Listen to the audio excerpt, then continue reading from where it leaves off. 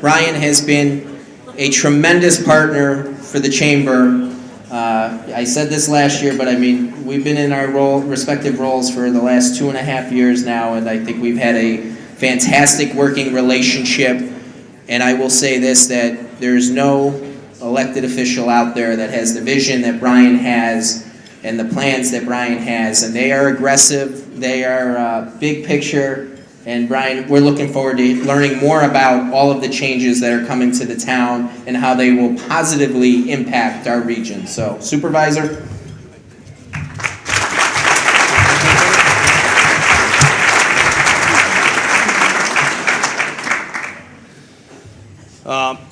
So first of all, thank you all for being here. Thank you to the Chamber of Commerce. If I could have a round of applause for everybody at the Chamber staff and for AJ and his team who do such a great job with this and every Chamber event throughout the year.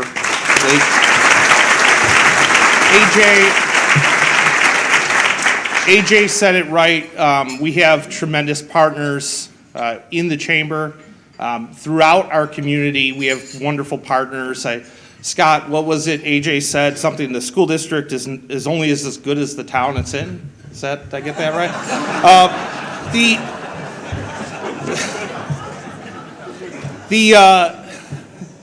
At the end of the day, we have a lot of people that I could acknowledge here. A lot of acknowledgments have already been made. But I want to acknowledge our higher electeds who have been such good advisors and good listeners to the town, especially Assemblywoman McMahon and Assembly Majority Leader Peoples-Stokes. I visited Albany last year with a number of other supervisors from Erie County. It's an interesting place to try to get into good dialogue and good conversation. And she told us that the place for us in Albany, the place that we could say, hey, this is our landing spot in Albany and in local government, was there in her office. Can I have one more round of applause for our great majority leader?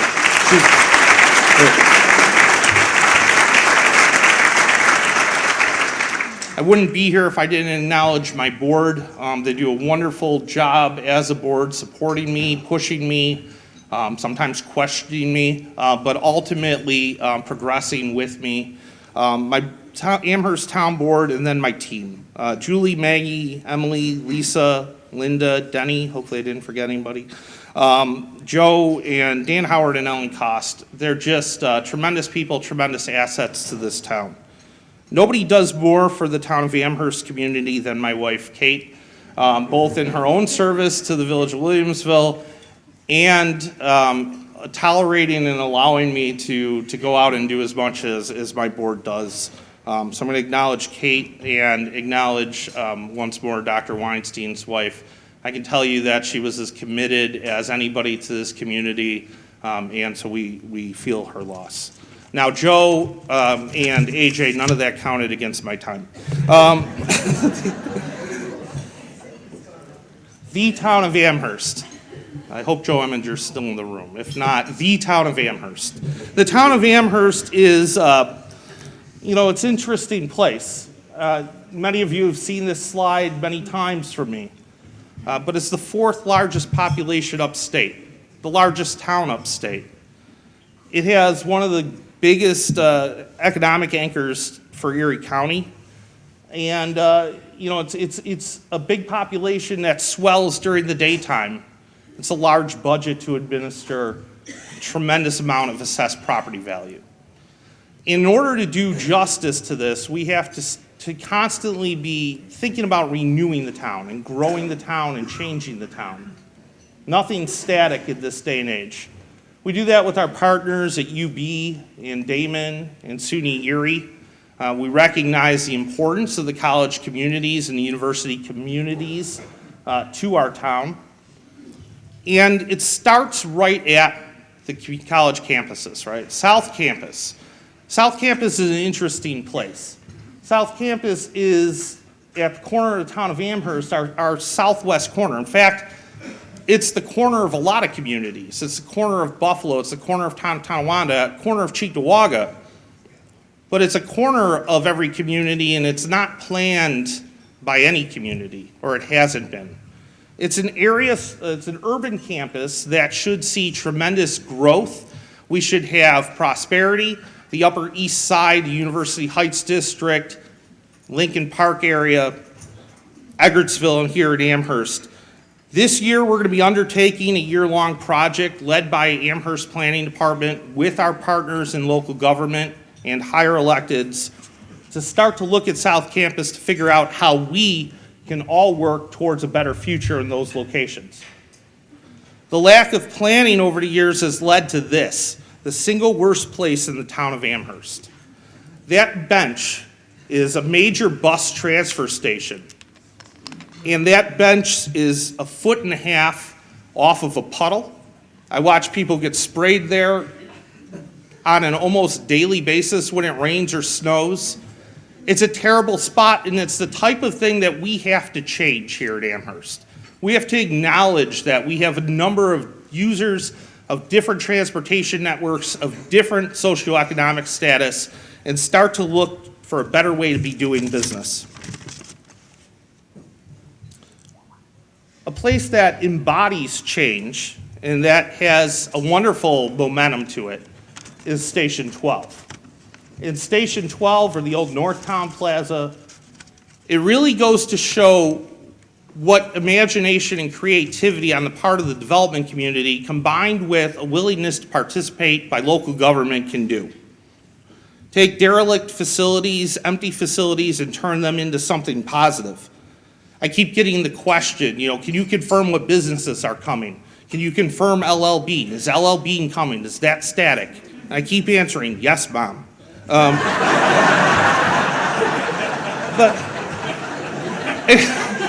it goes to show that there's a heightened awareness for this central district. The Boulevard Central District as a whole sits halfway between North Campus and South Campus. It's a regional asset. Home of a once regional and regionally pivotal Boulevard Mall. The facilities have worn down. We've seen big box retail slink away. Many of you have heard me for the past couple of years talk about changing the nature of our antiquated big box retail. We've spent a year putting in zoning and going through our seeker process so we can make the big box retail at the center of the town's west side as shovel ready as redevelopment can get. We're going to need some help. We're going to need help with infrastructure. We've got a lot of roads and sewers and water systems that have never been provided. But we have great partners like Douglas Development. If you look at Seneca Tower, you'll say, hey, you know what? There's a firm that is a in my lifetime firm and has a in my lifetime attitude. And so we're excited about changes coming to the Boulevard Mall. We're excited about changes to our healthcare provision. I was on a trip downtown with a loved one who had an appointment at Roswell.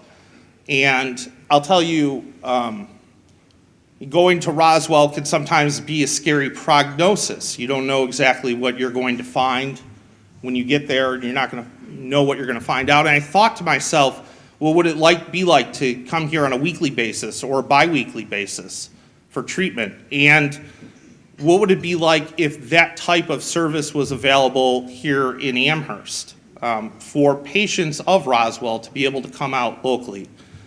Very excited to be able to support Roswell's intentions to look at site here in Amherst for service provision. We think that Roswell, along with our partners in Kaleida, our partners in ECMC, our partners through Buffalo Medical, can all grow and help add to the service provisions here in the town and the medical service provision that we have. Ultimately, so much of the work we do is about service. It's about servicing people's healthcare needs. It's about servicing people's daily needs. It's about servicing people's needs for cultural appreciation. So I'm happy to announce that we've recently signed a new 3-year extension to our contract with Buffalo Niagara Heritage Village. We're going to be expanding our role and our investment there. If you don't know it, we have a number of town artifacts and town properties on that site. We are going to be launching a new campaign along with our partners in the building trades, specifically painters and glazers and carpentry union, to put together a new pre-apprentice program to get local people opportunities to gain skills, to work with journeymen, to build on a sense of career development.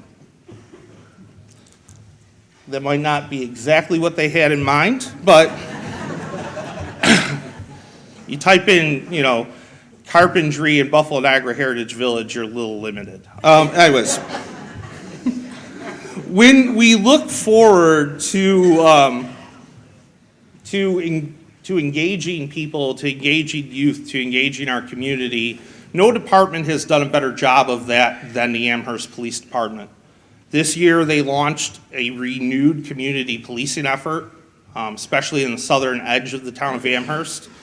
That's allowed them to engage with students, to engage with children, to engage community in a different way, on bicycle, on foot, in plain clothes. And the results have been phenomenal. We've expanded our SRO program with the Great Williamsville Central School District. We're working together with all of our faculty and staffs and administrations in those schools to make sure that we have a safe sense of place here at Amherst and that we're ready. And nowhere have we been more ready, or have we been working on getting more ready, than at the old Harley-Davidson building on Bailey, the Amherst Police, the new Community Policing and Training Center. If you haven't seen it, hopefully we'll get a chance soon.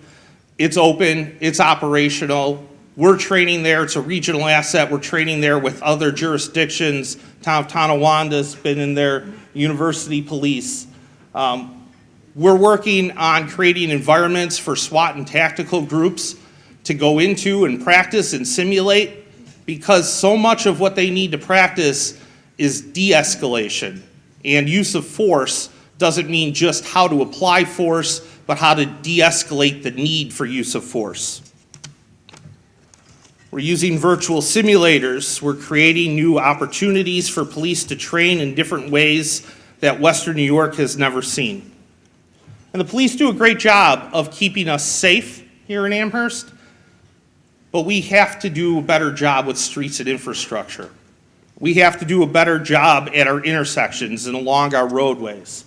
So I'm proud to announce that we're going to be installing this year and next at every town intersection a MyoVision product. MyoVision uses adaptive AI to figure out how to move traffic and figure out when there's pedestrians coming into play.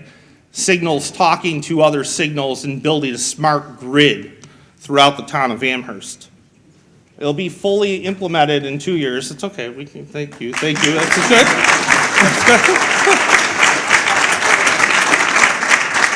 The people at MyoVision will be very glad that they got an applause. But 2 years from now, we're going to be a smart thoroughfare. We're going to have smart thoroughfares. We're going to be thinking differently about our town and county roads. This is usually the part where I come into streets and state roadways where I ask if there's anybody from DOT in the room. It's okay, I'll be nice. So it's also usually the time where I drop a terrible Lord of the Rings reference that my staff find regrettable. And Maggie pointed out yesterday that I didn't have one. But if you think about places where one simply does not walk in, Niagara Falls Boulevard comes to mind. Niagara Falls Boulevard is a place that has been terrible. It's been terrible for pedestrians, cars, bicyclists. 300 auto accidents a year, 6 pedestrian fatalities in the past 5 years, a number of pedestrian injuries north of the 290. It's time for change. We are changing it. If you haven't seen, there's 51 lights energized, part of a greater build out. We've got 40 lights to go. But it is lit up, it's illuminated, it's allowing people to make better decisions at night, better communications.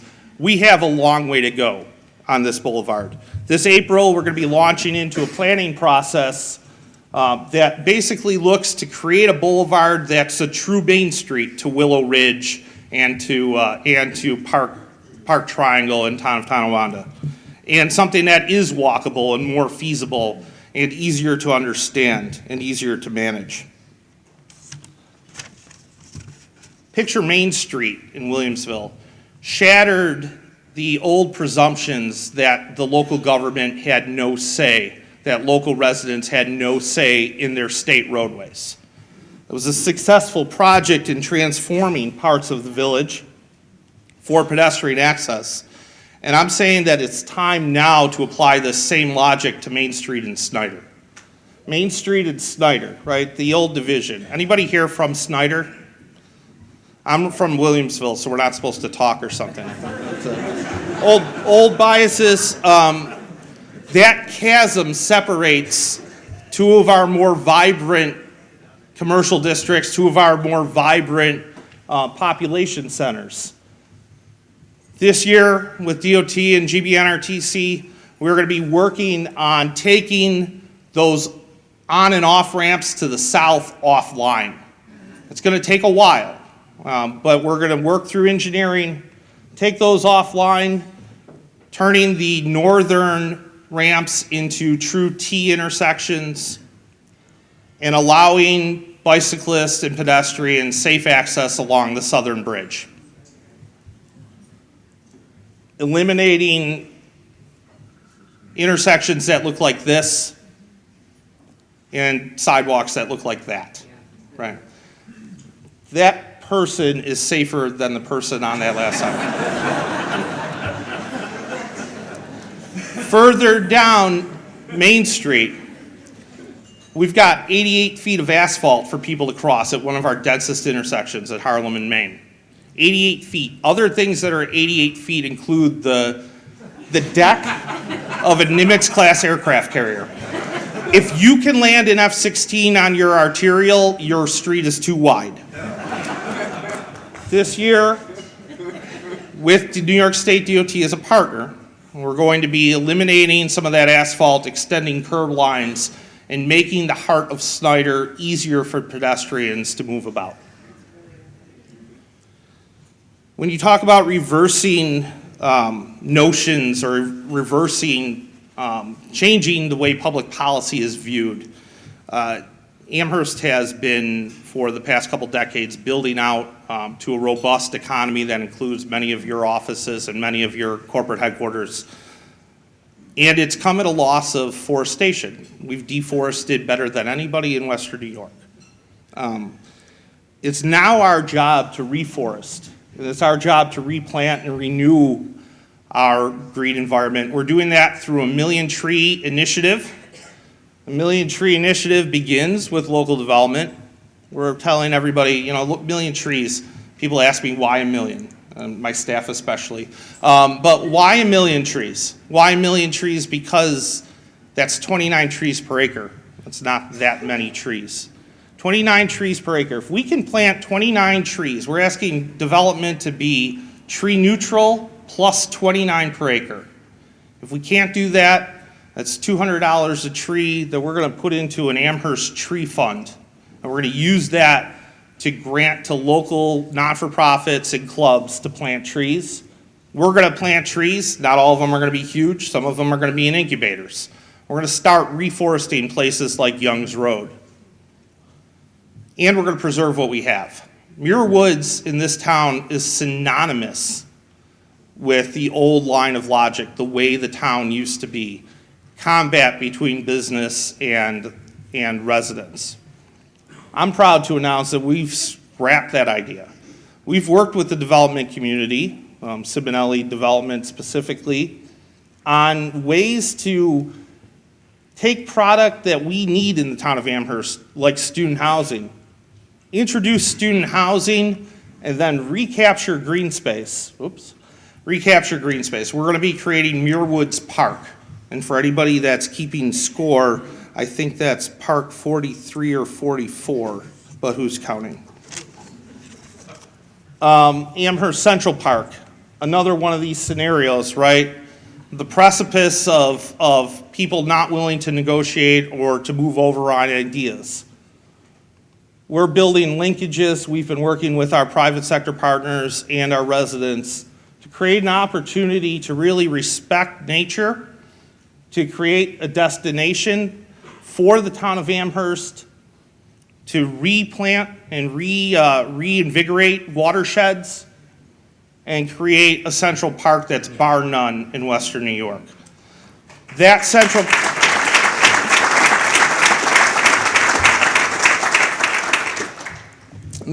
park is going to be a permanent home to Musical Fair. We're working hard with Musical Fair. Musical Fair is here today. I'm sure that they would love to talk to you about assisting in their capital campaign. Our Amherst parks are important to us. Challenger baseball and green infrastructure are going to allow us to renew and reinvigorate Dellwood and Statler parks. A partnership with Damon Athletics is going to allow us to renew and reinvigorate Royal Park. We're working hard to create environments where people can be and people can say, I'm proud to be here. Gateway Park, by the way, I guess if you're wondering who's counting, it's this guy. Park 42, as it's been termed. We are going to create a gateway and a park at Niagara Falls Boulevard and Kenmore Avenue that's going to be home to a permanent farmers market. It's going to reintroduce appropriate bus stations, no more sitting on concrete blocks. Sometimes it takes government to step in and take care of problem facilities. That was one of them. This project will be going through this year. I'd like to thank Assemblywoman McMahon for her support on that project.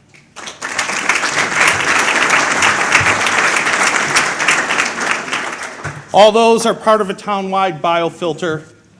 We continue to treat stormwater and polluted stormwater as opportunities to correct ourselves. Nowhere is that more prominent than at Park School, where the recently completed Science Center is set up using green infrastructure technology and will be the host for green infrastructure forum in May. We'll invite everybody to attend. Finally, we get into renewables. We have a partner that is now looking at adding our first private solar collector in Amherst, and we're going to do so in a way that allows the solar to coexist and cohabitate with active agriculture, so we can bring back and add life and vitality to our ag community. Ultimately, we look at Ellicott Creek and Tonawanda Creek for opportunities to harness water and harness hydropower using small infrastructure implementations and return to the water-based economy that we once were. And lastly, we're creating a new park and putting a major addition on our Audubon Library that services so many in this community. With that, thank you all. Thank you again to the Chamber.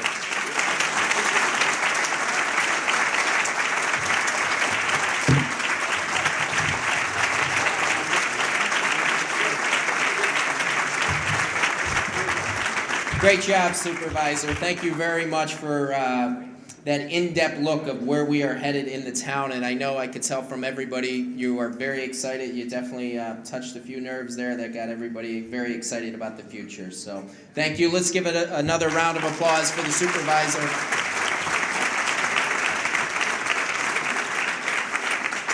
I'm glad he left that up there for me. So.